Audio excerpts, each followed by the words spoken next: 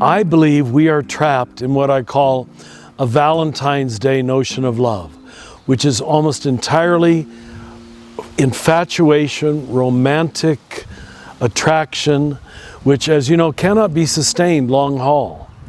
And here's again where I think we need a good understanding of God to define love correctly, if God is love. And what we see in the Trinity is God is relationship itself. So it's how you connect, not what you connect with, but how you connect with anything.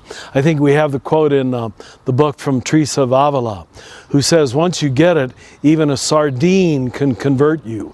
It's how you relate to the sardine that is salvation, not any object in itself. So when you relate to something center to center, subject to subject, you allow it dignity and you grant yourself that same dignity.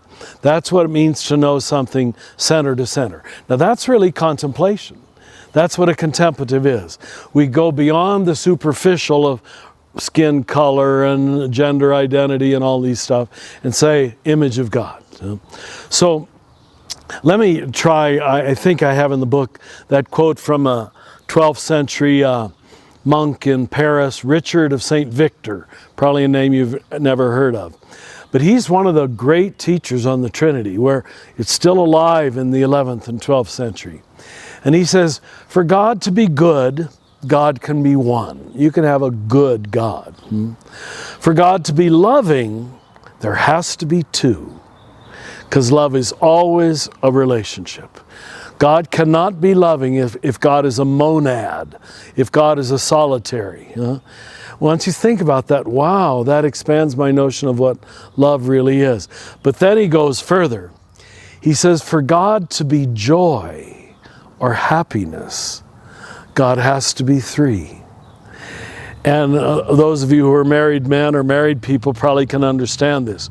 When two people are excited about the same thing together, even a sunset or a meal or anything, that's what makes you happy.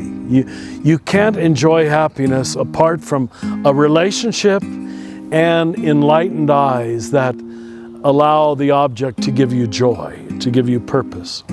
So if we're going to say God is love, Richard of St. Victor would say, God has to be at least happy love.